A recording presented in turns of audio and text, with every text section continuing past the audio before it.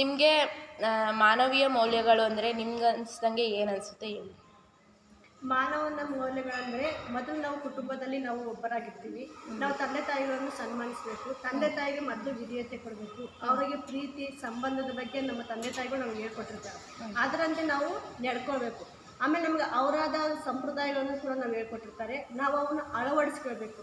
ಅವರು ಒಳ್ಳೆಯದ್ರ ಕೆಟ್ಟದ್ರ ಬಗ್ಗೆ ಅವರು ಹೇಳ್ಕೊಟ್ಟಿರ್ತಾರೆ, ನಾವು ಕೆಟ್ಟದ್ದನ್ನು ಬಿಟ್ಟು ಒಳ್ಳೆಯದನ್ನೇ ಹಿಂಬಾಲಿಸಬೇಕು. ಆಮೇಲೆ ಇನ್ನೂ ಒಂದೇನೆಂದರೆ, ನಾವು ಕಷ್ಟ ಕಾಲದಿದ್ದಾಗ ಯಾರೇ ಆಗಲಿ, ಸ್ನೇಹಿತರಾಗಲಿ ಅಕ್ಕಪಕ್ಕರಾಗಲಿ, ಕಷ್ಟ ಇಟ್ಟು ಅಂದಾಗ ಅವ್ರು ನೋಡಿ ನಾವು ನಗಾಡಬಾರ್ದು. ಅವರಿಗೆ ನಾವು ಆಸ್ಕಾರ ಆಗಬೇಕು. ಎಷ್ಟಾಗುತ್ತೋ ಅಷ್ಟು ನಮ್ಮ ಕೈಲಾದಷ್ಟು ನಾವು ದೊಡ್ಡ ಮಟ್ಟಕ್ಕೆ ಮಾಡೋದು ಬೇಡ. ನಮಗೆ ಎಷ್ಟು ನಮಗಾಗುತ್ತೋ ಅಷ್ಟು ಮಟ್ಟಿಗೆ ನಾವು ಇನ್ನೊಬ್ಬರಿಗೆ ಸಹಾಯ ಮಾಡುವಂಥ ಗುಣಗಳನ್ನು ನಾವು ಹೊಂದಿಕೊಳ್ಬೇಕು.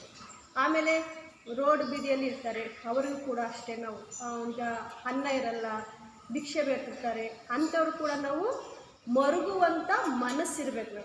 ಮಾನವನ ಗುಣ ಅಂದರೆ ಮರುಗುವಂಥ ಮನಸ್ಸಿರಬೇಕು. ಆ ಮನಸ್ಸಿದ್ರೂ ಕೂಡ ನಮಗೆ ಒಳ್ಳೆತನದಲ್ಲಿ ನಡೆಸುವಂಥ ಮಾರ್ಗದರ್ಶಕ ಕೂಡ ಆಗ್ತದೆ. ಈಗ ನಾವು ಇನ್ನೊಬ್ರು ಕೆಟ್ಟೋಗಿರ್ತಾರೆ, ಈಗ ನಮ್ಮ ಫ್ರೆಂಡ್ ಇದ್ರು ಬಂದರೆ, ಸ್ನೇಹಿತರೊಂದಿಗೆ ಬಂದರೆ ಅವರು ಕೂಡ ಕೆಟ್ಟ ಅಂಶಗಳಿರ್ತವೆ. ಅವ್ರ ಕೂಡ ನಾವು ಅವ್ರು ಕೆಟ್ಟರು ಅಂತ ನಾವು ತಿರಸ್ಕರಿಸದೆ ಅವ್ರ ಒಟ್ಟಿಗೆ ನಾವಿದ್ದು ಅವ್ರ ಸಂಗಡನೆ ಅವ್ರು ಕೆಟ್ಟದ್ದನ್ನು ನಾವು ಅರಿವು ಮೂಡಿಸ್ಬೇಕು. ಇದು ಕೆಟ್ಟದ್ದು, ಇದು ಸರಿ ಇಲ್ಲ. ಯಾಕಂದರೆ ನಾವು ಕೆಟ್ಟ ದಾರಿಯಲ್ಲಿ ನಡೆದರೆ ನಮ್ಮ ಅಪ್ಪ ಅಮ್ಮಗೂ ಕೂಡ ಅವಮಾನ ಆಗುತ್ತೆ. ನಮ್ಮ ಕಾಲೇಜಲ್ಲಿರುವಂಥ ಒಂದು ಪ್ರಿನ್ಸಿಪಲ್ ಆಗಿರ್ಬೋದು, ಪೋಷಕ ಯಾರೇ ಆಗಲಿ ಅವ್ರಿಗೂ ಕೂಡ ಅವಮಾನ ಆಗುತ್ತೆ. ಅವಮಾನ ಆಗುವಂಥ ಯಾವೇ ಸಂದರ್ಭದಲ್ಲೂ ಕೂಡ ಒಬ್ಬರನ್ನು ಆ ಸರಿ ದಾರಿಗೆ ತರುವಂಥದ್ದು ಕೂಡ ಮಾನವೀಯತೆಯಾಗಿರುತ್ತೆ.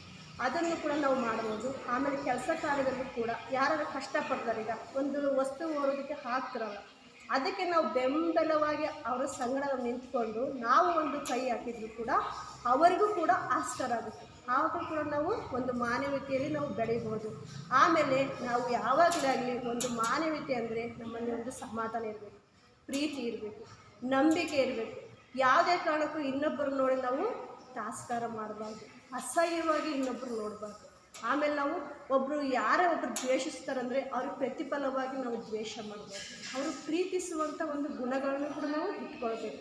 ಯಾಕಂದರೆ ಸಮಾಜದಲ್ಲಿ ಎಲ್ಲ ಕೆಟ್ಟತನಕ್ಕೂ ಐತೆ, ಆದರೆ ಒಳ್ಳೆತನವೂ ಐತೆ. ಆ ಒಳ್ಳೆತನ ನಾವು ಹಿಂಬಾಲಿಸಿದ್ರು ಕೂಡ ನಾವು ಮಾನ್ಯತೆಯಿಂದ ನಾವು ಇರಬೇಕು. ಆಮೇಲೆ ನಮ್ಮ ಹಿರಿಯರು ಗುರಿಯರು ಅಂತೇಳಿ ನಮಗೆ ಎಲ್ಲವನ್ನು ತಿಳಿಸ್ಕೊಡ್ತಾರೆ. ಅದರಂತೆ ಅವರೇನು ಮುದುಕರು ಏನೋ ವಯಸ್ಸಾಗೈತೆ ಅವ್ರು ಏನೋ ಒಂದು ಹೇಳ್ತಾರೆ, ಅವು ಕೂಡ ಅಸಡ್ಡೆ ಮಾತುಗಳು ಆಡಬಾರ್ದು. ಹೌದು, ಅವ್ರಲ್ಲಿ ನಾವು ತೂಕ ಹಾಕಬೇಕು. ಹೌದು, ಆ ಮಾತುಗಳು ಸರಿ ಇದೆ ತಪ್ಪಿದೆ ಅಂತ ಅವು ತೂಕ ಹಾಕಿದ್ರು ಕೂಡ ನಮಗೆ ಹೌದು, ನೀವು ಪುಸ್ತಕಗಳನ್ನು ನಾವು ಓದ್ತೀವಿ, ಯಾವುದು ಕೂಡ ಅವು ಸುಮ್ಮನೆ ಬರೆಯಲ್ಪಟ್ಟಂಥ ಬುಕ್ಕುಗಳಲ್ಲ. ಅವು ಹಳೆ ಕಾಲದಿಂದಲೂ ಕೂಡ ವಿಜ್ಞಾನಿಗಳಿಂದಲೂ ಬರೆಯಲ್ಪಟ್ಟಂಥ ಒಂದು ವಾಕ್ಯಗಳು ಆಗಿರ್ತವೆ. ಆ ಒಂದು ಪದಕ್ಕೆ ಅರ್ಥಗಳು ಇರ್ತವೆ. ಯಾಕಂದರೆ ಅವರೆಲ್ಲ ಕಷ್ಟಪಟ್ಟು ಮಾಡಿದಂಥ ಜೀವಿತದ ಬಗ್ಗೆ ಅವ್ರು ಬರೆಯಲ್ಪಟ್ಟಿರ್ತಾರೆ. ನಾವು ಅವರ ಜೀವಿತದೊಂದಿಗೆ ಕೂಡ ಅವರನ್ನು ಹಿಂಬಾಲಿಸಿದ್ರು ಕೂಡ ಇವತ್ತು ಸ್ವತಂತ್ರವನ್ನು ಹೋರಾಟ ತಂದಂಥ ನಮ್ಮ ಗಾಂಧೀಜಿ ಆಗಿರ್ಬೋದು, ನೇತಾಜಿ ಆಗಿರ್ಬೋದು, ಅವ್ರನ್ನೂ ಕೂಡ ನಾವು ತೆಗೆದುಕೊಬೋದು. ಅವರು ಒಂದು ಮಾನ್ಯತೆಯಲ್ಲೇ ಬಂದಿದ್ದು. ಅವರು ಕೂಡ ಎಲ್ಲಿ ಹಿಂಸೆಗಳನ್ನು ಪಡಿಸ್ತಿಲ್ಲ. ಅವರು ದೊಡ್ಡ ದೊಡ್ಡ ಸಾಧನೆಗಳನ್ನು ಮಾಡಿದರು. ನಾವು ಕೂಡ ಒಂದು ಸಾಧನೆ ಮಾಡಬೇಕಂತ ಬಯಸಬೇಕೆ ಹೊರತು ನಾವು ಮಾನವೀಯತೆಯನ್ನು ಕಳ್ಕೋಬಾರ್ದು. ಎಲ್ಲೇ ಕಳ್ಕೋಬಾರ್ದು, ಕುಟುಂಬದಲ್ಲಿ ಕಳ್ಕೋಬಾರ್ದು, ಸ್ನೇಹಿತರೊಂದಿಗೆ ಕಳ್ಕೋಬಾರ್ದು, ಅಕ್ಕಪಕ್ಕದವರೊಂದಿಗೆ ಕಳ್ಕೋಬಾರ್ದು.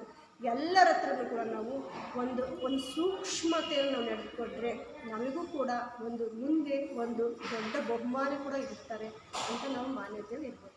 ಧನ್ಯವಾದಗಳು ಆಂಟಿ. ಮಾನವೀಯತೆ ಮೌಲ್ಯಗಳನ್ನ ಎಲ್ಲೆಲ್ಲಿ ಹೇಗೆ ರೂಢಿಸಬೇಕು ಅನ್ನೋದನ್ನು ನಮಗೆ ಇನ್ಫಾರ್ಮೇಷನ್ ಕೊಟ್ಟಿದ್ದಕ್ಕೆ ತುಂಬ ಥ್ಯಾಂಕ್ಸ್ ಆಂಟಿ. ವಂದನೆಗಳು.